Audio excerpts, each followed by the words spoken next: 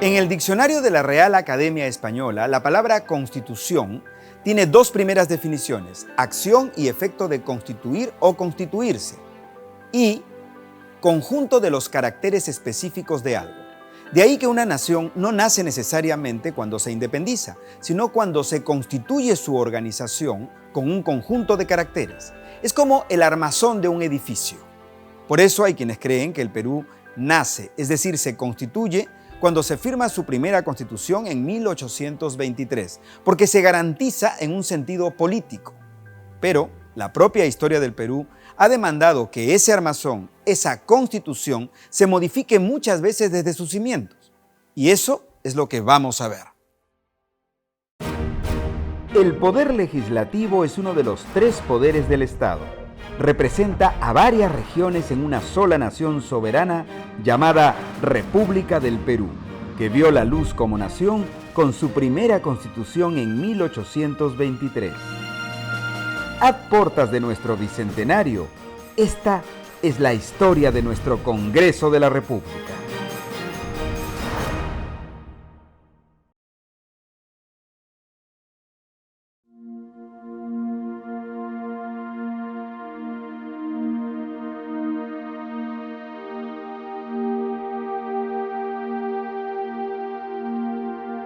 Sobre nuestra primera constitución, la de 1823, dedicamos todo un capítulo. Y además también hablamos sobre la Constitución Española de 1812, que nos rigió incluso antes de ser independientes, pero que fue fundamental para nuestro proceso político y de construcción de nación. Solo recordemos que la Constitución de 1823 solo estuvo vigente por un periodo corto, entre la salida de Bolívar en 1827 y la esperada Constitución de 1828. Bolívar venía con su Constitución bajo el brazo y fue la que se llamó Vitalicia de 1826. Pero como veremos, de vitalicia no tuvo nada.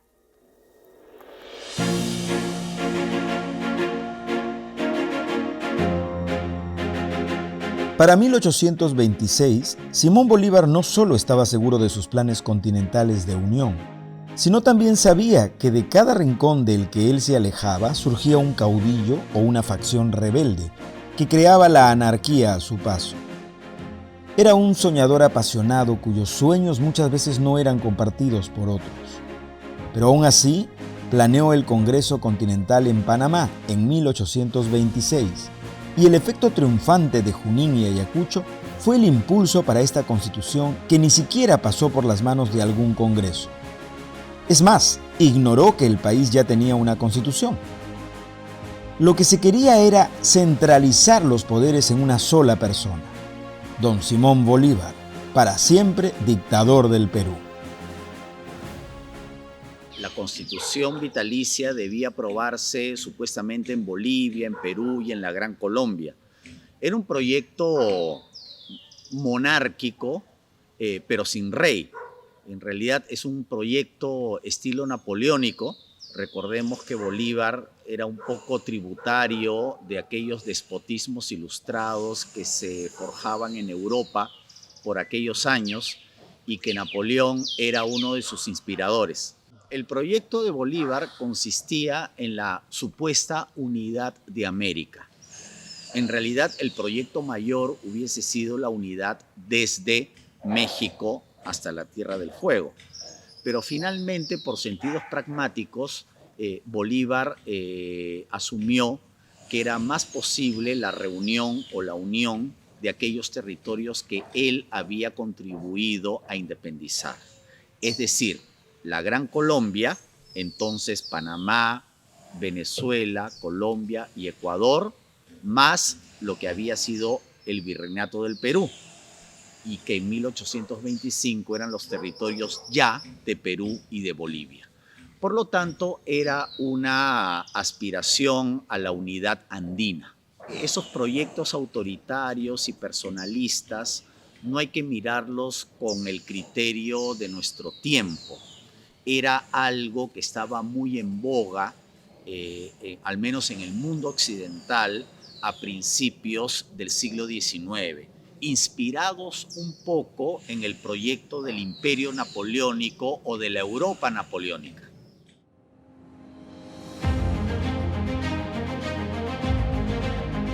Lo distinto era que manifestaba 4 poderes para el Estado: el legislativo, el ejecutivo, el judicial y el electoral, y un congreso de 3 cámaras, la de senadores, la de tribunos y la de censores. Pero era muy personalista. Pareciera que Bolívar quería así salvar al Perú de la anarquía. Pero materias urgentes lo esperaban al norte del continente, y apenas salió del país, la impopular Constitución fue reemplazada por la del 23, hasta generar la del 28. Eso sucedió en enero de 1827, y Andrés de Santa Cruz, a la sazón al mando del Consejo de Estado de la Nación, vio que aquella Constitución no había nacido sino abortado, y mandó que se genere una asamblea, esta vez constituyente, y que nos dio la de 1828. Y en ella se debatió un concepto que otras naciones ya tenían o estaban pensando tener: el federalismo.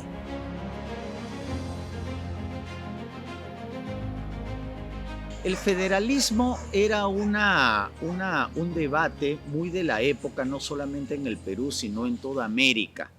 El federalismo se entiende en el siglo XIX porque todavía los registros de una identidad nacional eran muy lejanos, ¿ya? Desde la época virreinal, las poblaciones tenían un sentido más localista o regional, y quizás bajo ese criterio era, digamos, más operativo el federalismo o un gobierno más descentralizado que uno unitario.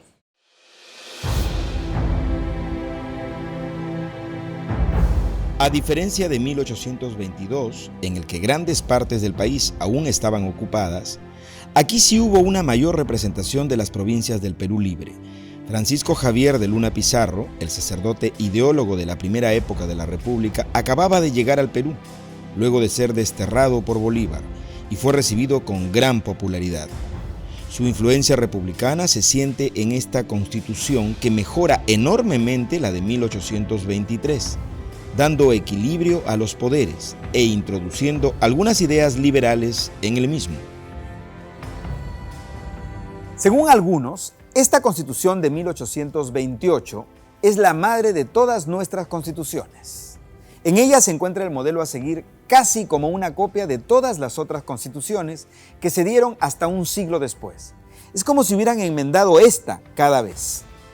Pero lo curioso es que su autodestrucción estaba marcada dentro del mismo texto, como leeré a continuación.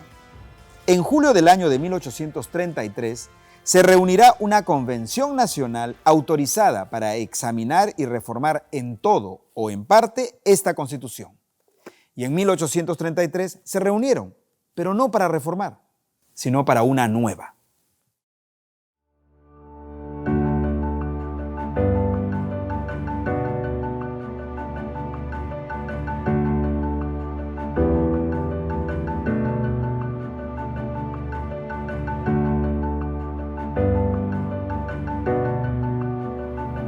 La Constitución de 1834 fue casi pensada en algo que vendría después, y estaba en la mente de muchos: la unión del Perú con Bolivia, que se llamó la Confederación Peruano-Boliviana de 1836, llevada a cabo por Andrés de Santa Cruz, y que tuvo también sus propias constituciones. Sin embargo, el experimento no duraría mucho tiempo.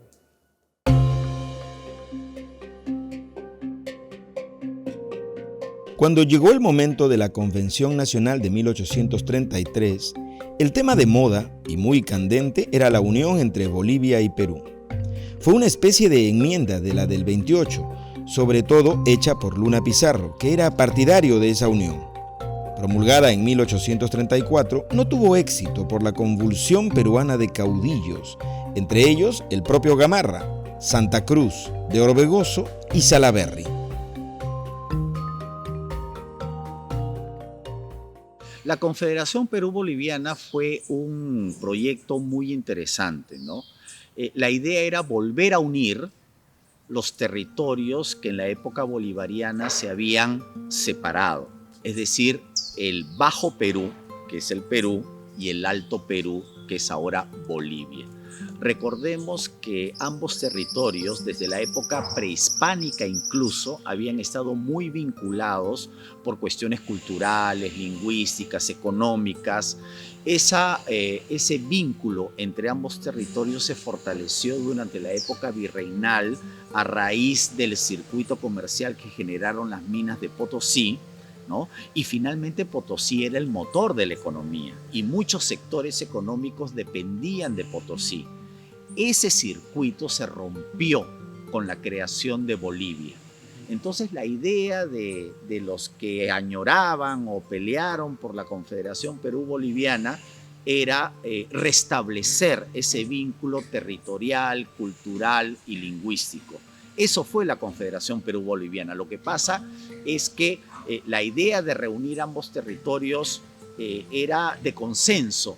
El problema es quién debía liderar la reunión de ambos territorios, o Gamarra o Santa Cruz. Era en la época del caudillismo y por lo tanto los apetitos personalistas, caudillescos, militaristas de la gente que estaba allí fue lo que primó.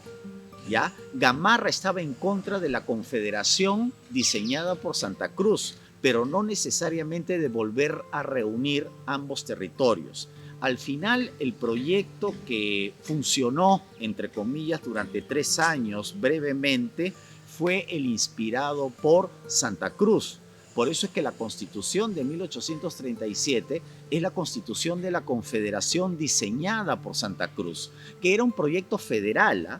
Ojo, no era un proyecto tampoco unitario, porque al Perú se le partía en dos, en el estado norperuano, en el estado surperuano, más Bolivia. Eran 3 estados confederados. A Chile no le convenía la confederación porque era un mega estado al norte del país que lo iban a ahogar económica, comercialmente.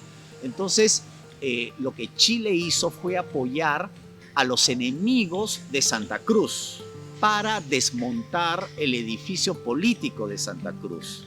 Entonces, ese proyecto fue derrotado en Yungay. Los chilenos estaban apoyando a gente como Vivanco, como Gamarra, como el mismo Castilla, que luchaban contra Santa Cruz.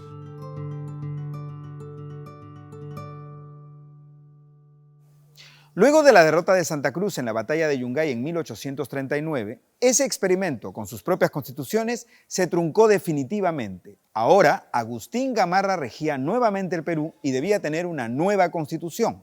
Con él empieza el periodo de la restauración, es decir, volver a la unidad política del Perú antes de 1836. Este era un nuevo gobierno que debía tener una nueva constitución, y es esta, la llamada Constitución de Huancayo, porque el Congreso se reunió para ello en la llamada Ciudad Incontrastable. ¿Y por qué allí? Porque la ciudad de Lima estaba aún llena de tropas chilenas del Ejército Unido Restaurador, quienes participaron junto al ejército del Estado norperuano para disolver la pretendida Confederación Perú-Bolivia. Por lo tanto, no se quería ningún tipo de intromisión o presión extranjera en la redacción de una Carta Magna. Esta constitución estaba destinada a ser autoritaria frente a la anarquía de los años anteriores y sobre todo le dio gusto a Gamarra. La Constitución de 1839, que es la siguiente, es la Constitución de Huancayo. Es una constitución autoritaria, prácticamente dictada por gente adicta a Gamarra, y fue la constitución autoritaria y unitaria que le sirvió a Gamarra para invadir también Bolivia, ¿ya? Pero como sabemos, eso terminó en el fracaso de la batalla de Ingavi en 1841. En realidad, las diferencias son a veces de estilo, ¿ya? Porque todos los caudillos finalmente eran autoritarios. ¿Ya? Yo creo que la mayor diferencia o la diferencia fundamental entre las constituciones es de crear o un Estado unitario o un Estado federal. ¿Ya? El Estado unitario es, entre comillas, conservador y el Estado federal es, entre comillas, liberal.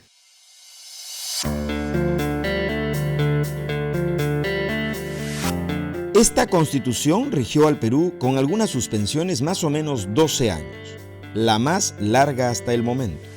Pero cada vez que entra un nuevo gobernante y lo hace por el poder de las armas, como sucedió con Ramón Castilla tras vencer al presidente Echenique en la batalla de La Palma, hace su aparición una nueva constitución. Primero su amigo, luego su enemigo. Castilla interrumpió el mandato de Echenique en la llamada Revolución Liberal.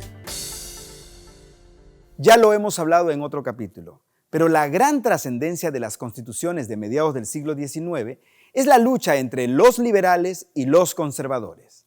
En medio de la riqueza del guano y de las guerras civiles, se discutían temas de índole académico y doctrinario que tenían que ver con una visión del Perú y de lo que debía ser. Había radicales a ultranza, como los liberales anticlericales, o los conservadores que querían incluir en sus textos que solo quienes profesen la religión católica podían ser ciudadanos peruanos. Pero en medio de ese debate estaba la construcción de una nación con nuevas ideas, y fruto de ello fueron las constituciones de 1856 y 1860.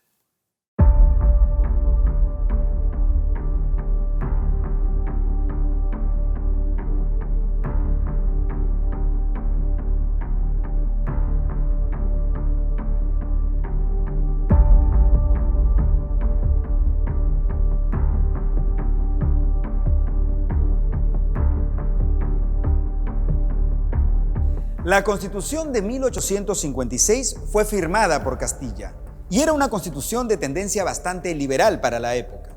Se cuenta que Castilla no estuvo muy contento al inicio porque limitaba los poderes presidenciales, tanto así que se rebajó la cantidad de años de gobierno de 6 a 4 años. Como veremos, la Convención Nacional que redactó el documento fue disuelta en 1857 por una patrulla de soldados, mientras Castilla se encontraba apaciguando una revolución en Arequipa. Al principio condenó el acto, pero después se hizo de la vista gorda. Esa constitución llegó a través de la Convención Nacional de 1855, en la que debía reformarse la excesivamente conservadora constitución anterior. Y para ello había mentes brillantes y muy liberales, como José Gálvez y Manuel Toribio Ureta. Pero los debates demoraron. Castilla estaba impaciente y se fue distanciando de los liberales, y a la vez tuvo que sofocar la rebelión de Vivanco al sur. Castilla la firmó, como hemos dicho, a regañadientes, pero una vez que regresó a la capital, nombró otra asamblea constituyente. Bueno, las constituciones del 56 y del 60 en realidad forman parte de un solo contexto, que es de alguna manera el contexto de la bonanza del guano.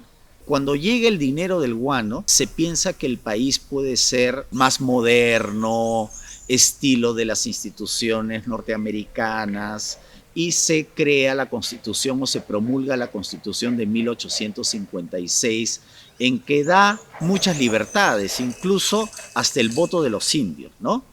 Pero luego una reacción a esa Constitución va a ser la del 60, más moderada, más conservadora, digamos, ajustándola a la realidad del Perú, ¿no? Porque la realidad del Perú era prácticamente todavía virreinal. Entonces no funcionaban las constituciones, digamos, muy de avanzada. Y la prueba es que la Constitución de 1860 ha sido la que más vigencia ha tenido en el Perú, con el paréntesis de la del 67, que duró unos meses, pero luego se regresó a la de 1860 hasta 1920. El pensamiento conservador era más presidencialista, más unitario, no a la incorporación de los sectores populares y sobre todo a la defensa de ciertos valores y de la religión católica, ¿no? Las constituciones liberales incorporaban la posibilidad del voto de los indios, la libertad de prensa, la libertad de opinión y por supuesto la libertad de credo, ¿no? En realidad esas eran básicamente las diferencias, y quizá las liberales un poco más de federalismo y un poco más de poder al legislativo. O sea, que haya un mayor contrapeso entre el ejecutivo y el legislativo. En cambio, las constituciones autoritarias le daban más peso al presidencialismo, o sea, al poder ejecutivo. Castilla en realidad no era ni liberal ni conservadora. Castilla era un pragmático que se rodeaba de la gente que necesitaba en ese momento, ¿ya? Castilla tuvo la suerte, fue el caudillo más importante del siglo XIX, en parte porque cuando llegó al poder encontró los recursos del guano. Entonces con dinero pudo comprar, entre comillas, la estabilidad política del Perú, haciendo algo de obra pública, dando licitaciones a su clientela política y financiar la represión de sus enemigos políticos. En realidad era una paz o una estabilidad política comprada gracias a los recursos del guano. Castilla ya se había dado cuenta que en un país eminentemente católico, muchos de los cambios liberales no iban a pasar, por lo que influyó en una constitución que fuera un poco más consensuada. Esta constitución de 1860 fue la que más largo tiempo rigió nuestra patria. Con algunas interrupciones duró 60 años y es la más concertada de todas, tanto que se llamó moderada.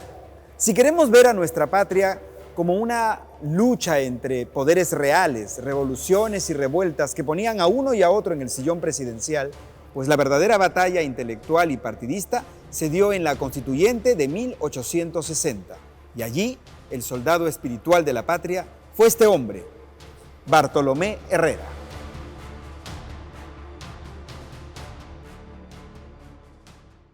Bartolomé Herrera fue uno de los políticos más importantes del Perú en el siglo XIX. En realidad fue un gran ideólogo, una persona muy leída, muy culta, era sacerdote, lo cual es algo que en ese momento no podría cuadrar mucho, pero en el siglo XIX los curas, los sacerdotes intervenían activamente en política. Es decir, los curas podían ser ministros, vicepresidentes, congresistas, etc.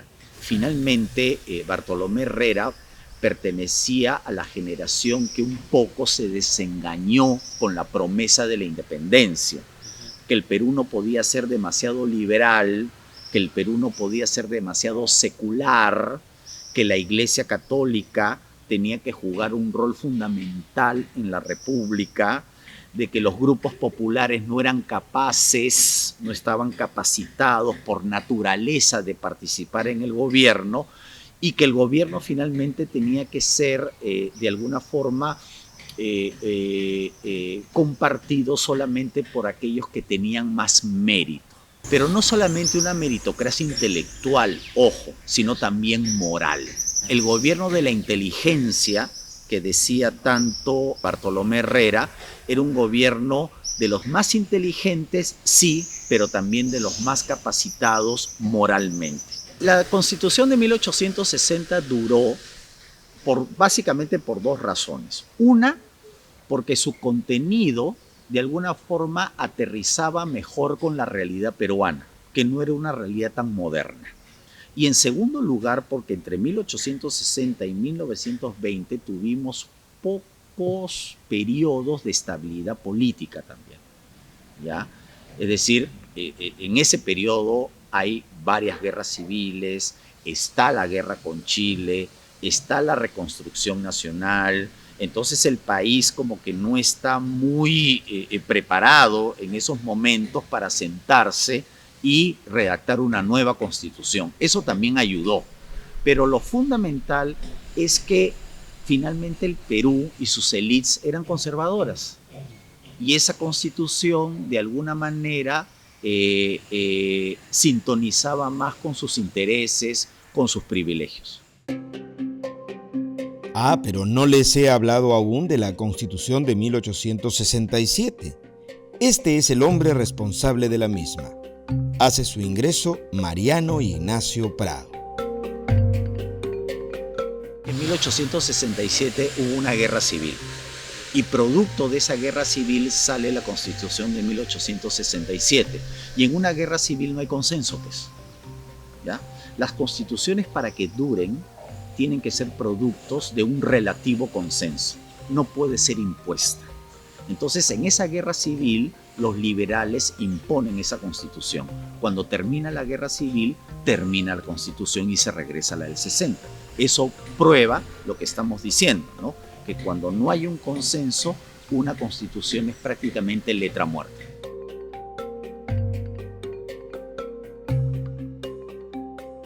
Quizá la del 67 haya sido la constitución menos duradera del Perú. Desde finales de agosto a inicios de enero de 1868. Nacida fruto de la entrada de Prado al gobierno y tras ser vencedor del 2 de mayo, se utilizó la fórmula de una nueva constitución. Pero esta terminó siendo tan liberal que fue impopular. Tanto así que el viejo zorro político de Castilla, en su ancianidad, se rebeló en Tarapacá y murió, no sin antes dejar una revolución prendida para que Prado finalmente renuncie y que los entrantes de turno deroguen lo que inició todo, esta Constitución, y entre en vigencia nuevamente la Constitución de 1860. A poco tiempo de la celebración del centenario de nuestra independencia, un incendio destruyó el ala izquierda del antiguo palacio. Augusto B. Leguía, quien gobernaba en su segundo periodo, era un hombre pragmático y decidido, que prácticamente armó en tiempo récord los salones de recepción para las delegaciones extranjeras. Era tan pragmático y personalista que la Constitución de 1920 tuvo que llegar de su mano para poder legitimarlo en el poder.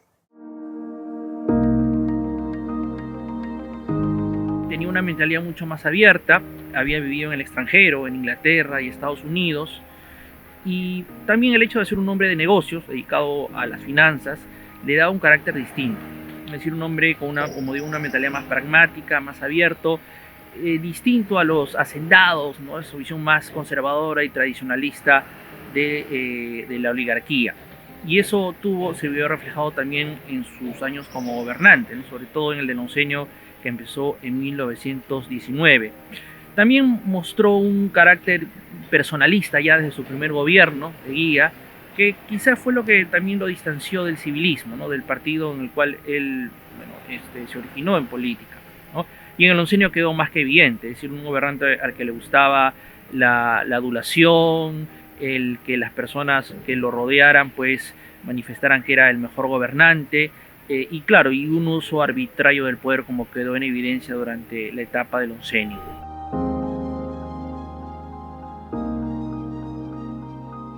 La Constitución de 1920 es resultado de un golpe de Estado, como casi todas las constituciones que ha tenido nuestro país. Augusto B. Leguía fue candidato a la presidencia en 1919 y tras las elecciones denunció de que se le estaban robando votos, de que se estaba tratando de, anular o no permitirle llegar al poder. Y en virtud de ello, el 4 de julio del año 19, él da un golpe de Estado, un pronunciamiento, derrocando al presidente Pardo, ¿no? En adelante, la figura de Leguía queda como una suerte de presidente provisorio, y lo que hace es convocar a una suerte de plebiscito para que la población en ese plebiscito lo ratificara como presidente de la República, y además también se convocase una asamblea para justamente modificar la Constitución vigente, que era de 1860. La idea inicial era modificarla, pero finalmente los asambleístas de ese momento lo que hicieron fue ya modificar casi en su totalidad la Constitución, y el resultado fue justamente esta Constitución nueva que se va a promulgar el 18 de enero de 1920, el día del aniversario de Lima. El Perú de 1860 era realmente distinto al Perú de 1920. Leguía quería modernizar Lima y el Perú, y su frase Patria Nueva pretendía refundar una nación con una relación más sólida entre el Estado y la sociedad civil. Para eso utilizó a uno de los ideólogos de su gobierno y de la Constitución, don Mariano Cornejo. Reconoció con personería jurídica por primera vez en la historia del Perú a las comunidades indígenas. Pero Leguía había sufrido una relación tensa con el Congreso de su primer gobierno, y esta vez amplió el periodo presidencial a 5 años, eligiendo también a los congresistas por ese mismo periodo en vez de renovarse por tercios, como había sido. Pero cada vez fue cambiando el tema de la reelección presidencial, hasta que en 1927 se modificó para que sea indefinida. No solo esto, sino muchas de sus disposiciones fueron letra muerta para el estado de cosas, tanto que se hicieron a modo personal. Por ejemplo, la elección de alcaldes, que debía ser por voto popular, se hizo a través de una junta de notables. Ya el escenario estaba puesto para una nueva revuelta y una nueva constitución. Como ha pasado con muchas constituciones en el Perú, y a decir verdad, estas a veces nacieron de momentos traumáticos como un golpe de Estado. Es lo que sucedió con la Constitución de 1933, que se podría decir nace con el golpe a Leguía de 1930. Esta Constitución la firmó el propio presidente Sánchez Cerro, y menos de un mes después moriría aquí, en uno de los magnicidios que hemos tenido como república, mientras pasaba revista a sus tropas en un descapotable. Una ironía del destino, porque fue una de las constituciones que mayor vida ha tenido en el Perú.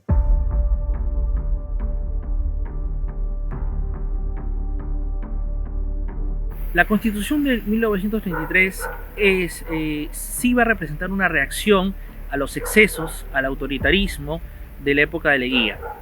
Y esto se va a dejar muy claro, sobre todo en las atribuciones que se le van a dar al Parlamento en la Constitución del año 33. Recordemos que durante los años del oncenio el Congreso prácticamente va a ser una caja de resonancia del Ejecutivo. El Congreso va a permitir que se modifique la Constitución para permitir las reelecciones de Leguía, entre otro tipo de arbitrariedades. Para el año 33, obviamente en un contexto en que se rechazaba todo lo que había significado el leguismo, se le van a dar pues más atribuciones al Parlamento para poder interpelar, censurar ministros, para que el presidente del Consejo de Ministros acuda al Parlamento a exponer la política general del gobierno, a crear comisiones investigadoras desde el Parlamento sobre funcionarios ejecutivos, y se le va a quitar al presidente de la República la potestad del veto presidencial, es decir, que el presidente pueda vetar, hoy día le llamaríamos observar una ley emitida desde el Congreso. Esa potestad del presidente se le va a quitar el año 33, ¿no?, en la Constitución. Ahora, es una Constitución que al mismo tiempo que va a darle estas atribuciones al Parlamento, va a mantener el régimen presidencialista, ¿no? Con lo cual los teóricos, los constitucionalistas señalan de que esta Carta Magna del año 33 tuvo un régimen mixto presidencialista parlamentario, ¿no? O sea, tratando de equilibrar, ¿no?, de lograr ese equilibrio de poderes en nuestro país.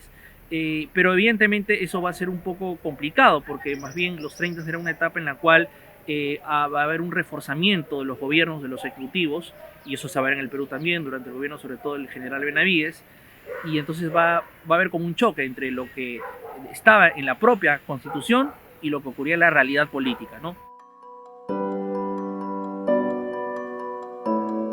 Se dice que una nueva constitución es la cara opuesta de la anterior, y esta limitó, por supuesto, la reelección. Pero aún así permitió tanto golpes militares como elecciones democráticas que no fueron aprobadas, porque perseguía expresamente a los partidos internacionales, llámese el APRA o el comunismo. Tuvo algunas enmiendas y suspensiones, sobre todo en algunos golpes de Estado y en juntas militares. También introdujo un actor nuevo en las constituciones, el carácter social de los trabajadores y su defensa. Pero en 1968, cuando el general Juan Velasco Alvarado hizo el golpe de Estado en octubre, la Constitución de 1933 tuvo un estatus especial o distinto.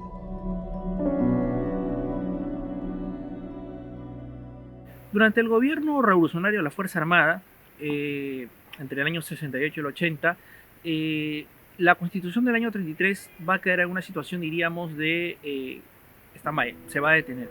Porque en los primeros días del gobierno revolucionario, los militares van a anunciar que la ley que tendría vigencia sería el llamado Estatuto Revolucionario, y que evidentemente estaba más en la línea ideológica de lo que los militares querían hacer, ¿no? Un curso nacionalista, estatista, evidentemente. Entonces funciona, o lo que tiene vigencia es el Estatuto Revolucionario, ¿no? Hasta el año 80, cuando ya, claro, durante la transición a la democracia que ya lidera el general Morales Bermúdez, pues se elabora la nueva Constitución de 1979, que es la que ya tendrá vigencia a partir del año 80.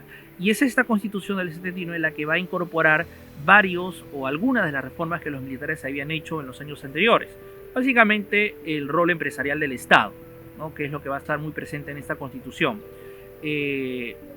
La posibilidad de que los trabajadores gestionen las empresas, que era otra reforma que ellos habían hecho, la comunidad industrial, y claro, una política exterior que evidentemente va a rechazar el imperialismo, el colonialismo, ¿no?, un poco el discurso que va a estar muy presente durante esos años.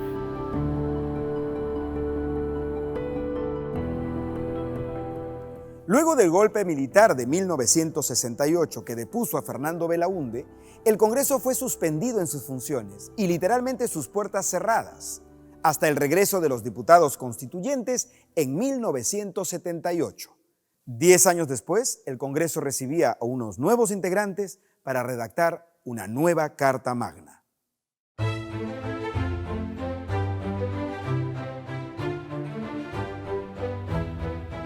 1978, con la instalación de la Asamblea Constituyente, fue el año del preámbulo del regreso a la democracia. Y con una constitución tan desfasada como la de 1933, tenía que hacerse una nueva. Y en esa constituyente, Víctor Raúl Haya de la Torre fue el presidente que nunca pudo ser en el Ejecutivo. Perseguido, escondido y fuera del país casi la mitad de su vida, no había mejor homenaje para un actor político de casi todo el siglo XX que la de presidir, como aquellos prohombres del 19, una asamblea constituyente. Pero Haya ya estaba aquejado por un mal incurable y no sabía si el tiempo iba a estar de su lado. En su lecho de muerte en Villa Mercedes, con mano temblorosa pero espíritu seguro, firmó la Carta Magna de 1979. 3 semanas después, fallecería. Lo interesante de esta constituyente fue la de incorporar tanto a grupos centristas como de izquierda y derecha, por lo que el consenso hacía recordar a las constituyentes de mediados del siglo XIX, y también por sus ardientes defensas en materia constitucional. Haya de la Torre tenía un nutrido grupo de apristas expertos en manejo político. Yo creo que de las constituciones contemporáneas que ha tenido el Perú, la de 1979 fue la que resultó de un gran consenso, porque participaron todas las fuerzas políticas de entonces. Claro, Acción Popular no participó de las elecciones, pero avaló la Constitución. Estuvo allí la izquierda, estuvo el APRA, estuvo la derecha representada por el Partido Popular Cristiano y fue presidida por Víctor Raúl Haya de la Torre, que de alguna manera era un reconocimiento a su liderazgo y a su peso político. Es una constitución moderada, no es ni liberal ni conservadora. Fue una constitución que introdujo la figura de la segunda vuelta electoral, redujo el periodo presidencial a 5 años sin reelección inmediata, reconoció de que el Congreso debía tener 2 cámaras, anuló la pena de muerte, reconoció el sufragio, ahora sí universal. Ya los analfabetos podían votar, que en ese momento eran alrededor del 20% de los peruanos, y a nivel económico era muy moderada porque estableció la economía social de mercado. ¿Ya? Es una constitución emblemática. El discurso de Víctor Raúl Haya de la Torre, cuando se inauguró la Asamblea Constituyente, decía que la constitución que iba a redactar esa asamblea debía ser la última del siglo XX y la primera del siglo XXI. Fue una constitución hecha para un largo periodo, con un largo aliento político.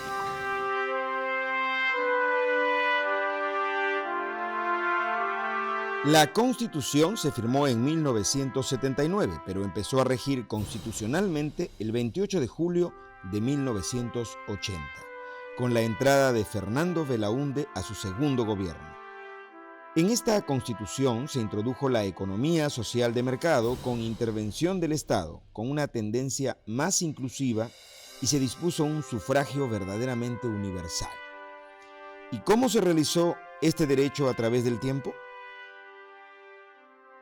Durante la primera mitad del siglo XX es muy restringido, vota apenas un 5 o 6% de la población. Evidentemente, claro, por eso se habla de que las primeras décadas del siglo XX es una etapa de gobiernos oligárquicos, es decir, una élite que gobierna, tiene el manejo del Estado, tiene el poder político y económico, y las grandes mayorías están totalmente alejadas, están totalmente fuera de poder tener una influencia. Esto es lo que irá cambiando justamente a partir sobre todo de los años 20, ¿no? Donde sobre todo desde Leguía hay un interés del Estado por atender las demandas de los sectores medios y populares, y también evidentemente ya hay una exigencia de estos sectores por tener una representación política. Pero llegamos a algo que nunca ha sido ajeno a la historia política del Perú: el enfrentamiento entre el Ejecutivo y el Legislativo. Solo que muchas veces se ha definido este enfrentamiento de muchas formas y ha tenido resultados diversos. Desde legislativos fuertes como cuando Billingur fue depuesto en 1914, hasta ejecutivos prepotentes como cuando Ribagüero disolvió el Congreso, o congresos sumisos que se autodisolvieron frente a un ejecutivo fuerte, como en 1936 cuando Benavides desconoció las elecciones de ese año. Y así llegamos a 1992.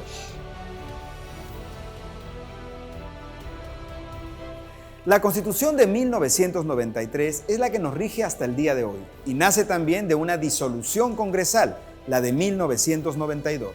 Pero como con las otras constituciones, ¿cuáles son los cambios que refrendó? ¿En qué se diferencia de la de 1979? La Constitución del 93 es polémica. Es polémica porque fue hecha en el contexto de un golpe de Estado y de un gobierno en que la mayoría consideraba autoritario.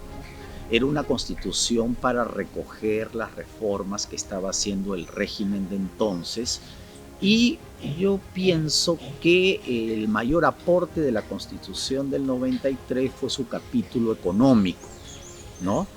En el que se amparó el crecimiento relativo de la economía peruana posterior, y sobre todo que le dio una independencia bastante importante al Banco Central de Reserva, ¿no?